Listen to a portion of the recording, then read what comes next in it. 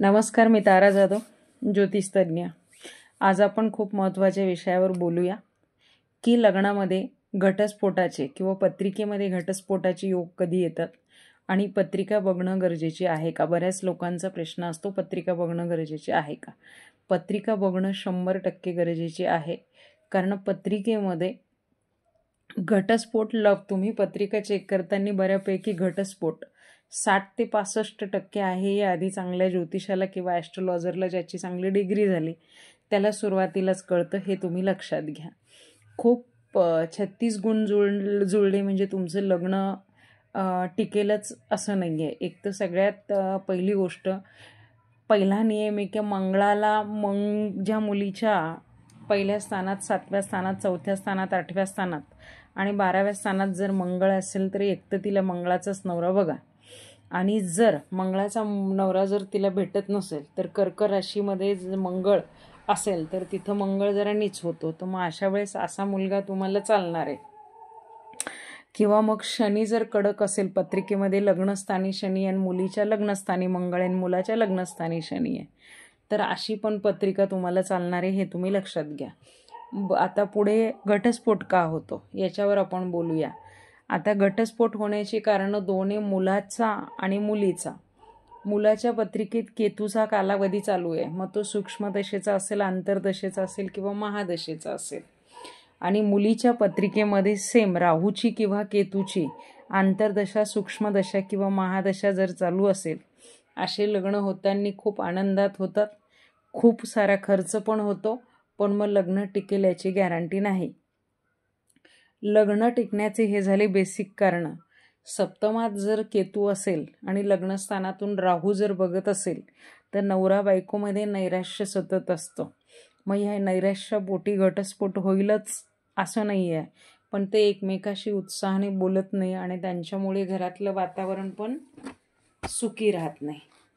अजून दुसरी गोष्ट, सप्तमामध्ये जर मंगळ असेल मुलाच्या किंवा मुलीच्या, दोघांमध्ये बेडरूममध्ये वाद होतील, बाहेर ते कळतीलच असं नाही, तीही पत्रिका हळूहळू घटस्फोटाकडे जाते।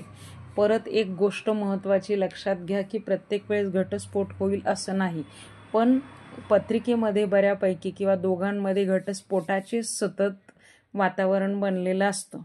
आणि असा संसार पण काय कामाचा ज्या पत्रिकेमध्ये सतत घटस्फोटाचा योग बनलेला असेल। योग म्हटल्यापेक्षा तुम्ही जर सुखीच नसाल, तुम्ही जर सोबत जेवायला बसत नसाल, तुम्ही दिवसभर काय करता हे जर बोलत नसाल, तुम्हाला एकमेकाच्या फोनचा पासवर्ड माहीत नसेल, तुम्ही एकमेकाचा फोन चेक करू शकत नसाल, तुम्ही एकमेकाला वेळ देणं सोडाच, त्याला धावपळीच्या काळामध्ये तुम्ही वेळ देऊ शकत नाही, पण तुम्ही एकमेकाला दिवसभर काय केलं हे शेअर करू शकत नसाल, तर तसं लग्न टिकतंय म्हणून टिकतं, पण त्यालाही तसं काही अर्थ नाही। अजून सप्तम स्थानामध्ये दूषित ग्रह म्हटल्यापेक्षा बुधाबरोबर राहू असेल तरी घटस्फोटाचे कारण बनता, रवी हा ग्रह असेल तरी घटस्फोटाचे कारण बनतो।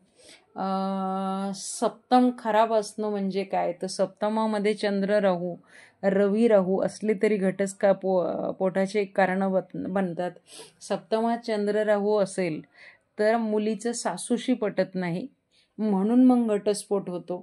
सप्तमात रवी आणि राहू जर असेल तर मुलाचं सासऱ्याशी पटत नाही, म्हणजे जावयाचं सासऱ्याशी पटत नाही, किंवा मग सासरच्या मंडळींचा फार राग येतो, म्हणून घटस्फोटाचं कारण बनतं।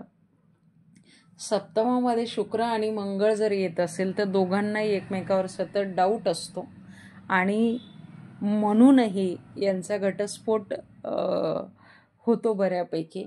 बरं, काही लग्न किती दिवस चालतात, तर लग्नस्थानात मंगळ आहे आणि मग मंगळाच्याच कालावधीत जर लग्न झालं तर 7 वर्ष रेटतातही, पण त्या 7 वर्षाच्या नंतर पुढे लग्न रेटेलच असं नाही। परत मी सांगते की सप्तमात एखादा अशुभ ग्रह बसलेला आहे आणि लग्नस्थानी बुध आहे समजा, तर बुधाच्या कालावधीमध्ये जर लग्न झालं तर बुधाच्या कालावधी जोपर्यंत आहे तोपर्यंत लग्न टिकेल, पण बुधाचा कालावधी संपल्यानंतर ते लग्न डगमग करेल। ही एक घटस्फोटाची एक महत्त्वाची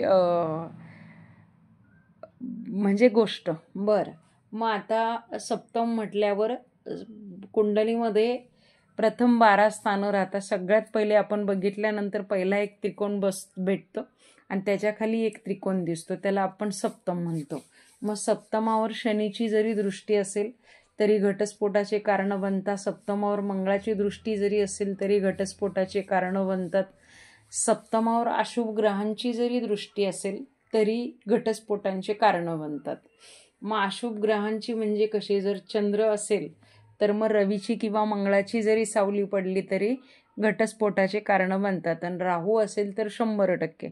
शनी असेल तर लग्न बऱ्यापैकी 2 कारणांनी असतं. शनी जर उंचीचे असतील किंवा शनी निर्बली असतील तर ते लग्न 100% टिकतं.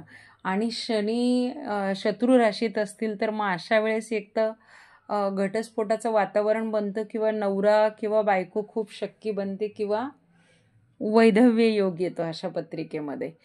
तर मग तुम्ही म्हणाल एवढं सगळं असेल तर एवढे लग्न कधी टिकतील आणि कसे टिकतील, आणि मग तुम्ही असं म्हणाल तर लग्न करायचंच नाही का, तर त्याच्यासाठी मुलीचा कुंभविवाह हा एक विधी असतो आणि मुलाचा अर्कविवाह हा एक विधी असतो.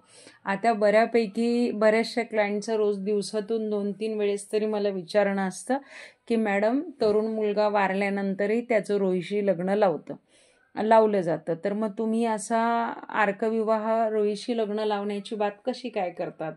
तर मला फक्त एवढं सांगायचं आहे तुम्हाला की जेव्हा मृत्यू झालेल्या मुलाचा विवाह केला जातो तिथं नवग्रहाचा विधी नाही केला जात. तिथे फक्त हळद लावून रोहीशी अक्षदा टाकून लग्न लावलं जातं. पण जेव्हा आपण लग्नाळू मुलाचं लग्न होत नाही किंवा सप्तम खराब आहे किंवा त्या लग्नाला उशीर होत आहे किंवा मग राहूची 18 वर्षाची दशा चालू आहे किंवा शनीची 19 वर्षाची किंवा केतूची 7 वर्षाची आणि अशी जर दशा चालू असेल किंवा मंगळाची 7 वर्षाची, अशा वेळेत जर काही दशा जर चालू असतील आणि मग लग्न होत नसेल तर मग आपण रोहीशी विवाह करून घेतो. बरं, मग रोहीशी विवाह करताना आपण नवग्रह करतो आणि मग रोहीशी विवाह करतो. सेम मुलीच्या कंडिशनमध्ये येतं. तर मुलगी पण तरुण जर वारली तरी आपण तिला हळद लावतो, तिला तशी पाठवत नाही, तिचं पण लग्न लावलं जातं बऱ्यापैकी.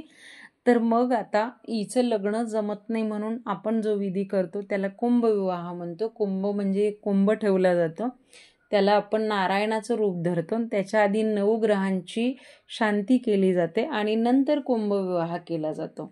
म्हणजे थोडक्यात याचा अर्थ काय होतो की नारायणाला सांगितलं जातं की नवग्रहांच्या साक्षीने देवा माझं तुझ्याशी लग्न लागलं आणि मग आता तू तर मला नांदायला नेऊ शकत नाही, तर 40 दिवस हे पथ्य की मी तुझी बायको आहे. म्हणजे जर माझ्या लग्नात 2 लग्नाचे जर योग आहे म्हणजे मी घटस्फोटित होणार आहे, तर मग 40 दिवस मी तुझी बायको आहे, तू मला नांदायला नेत नाही, मी तुझ्याबरोबर येत नाही, म्हणजे हा शास्त्राने घटस्फोट झाला. म्हणजे सेम मुलाच्या पत्रिकेत आणि मुलीच्या पत्रिकेत. त्याच्यानंतर मला चांगले मागणे येऊ दे आणि माझं चांगलं लग्न होऊ दे आणि माझा घटस्फोट ना होऊ दे. तर हे इतकं सुंदर जे रिझन आहे की घटस्फोट आणि तो जर थांबवायचा असेल तर. आता अजून बरेचसे घटस्फोट तर युगोपायी होतात, पण मग घटस्फोटाचे कारणं काय याच्यावर मी सविस्तर बोललेली आहे. आता मला तुम्हाला सांगायचं एवढंच आहे की तुम्हाला जर वाटत असेल की मी पुढच्या व्हिडिओवर खूप छान बोलावं, मी चतुर्थ पंचम ह्या सगळ्या गोष्टींवर, संतती ह्या सगळ्या गोष्टींवर बोलणार आहे, पण तुम्ही माझे व्ह्यूज वाढवा आणि सबस्क्राईब वाढवा कृपया. ओके. नमस्कार, तारा जाधव. हा व्हिडिओ तुम्हाला खोटं वाटत असेल, मी रात्रीच्या 11 वाजता बनवलेला आहे बघा, कारण काही चेहरा वगैरे नाही, फक्त वॉचिंग येतं आहे माझं. ओके.